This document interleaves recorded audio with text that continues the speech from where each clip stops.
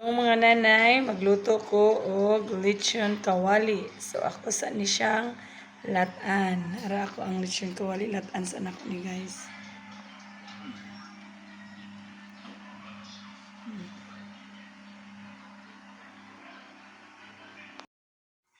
Itimplado na ni siya ang baboy usa na to siya latan.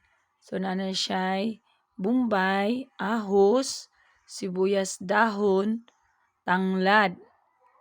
Gibutangan na pod nako ni og asin ug black pepper.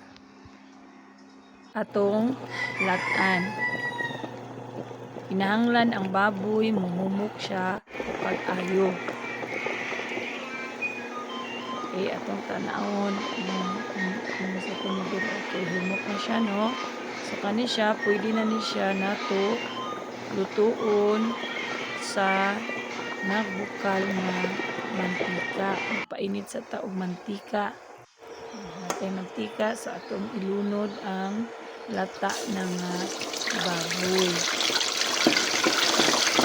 Kung after na siya o ka-brown, kasabot, luto na ang atong lechon kawali. So, ato siyang isip-isipan o tubig. Lutay lang ang atong isip-isip. Isip-isipan o tubig.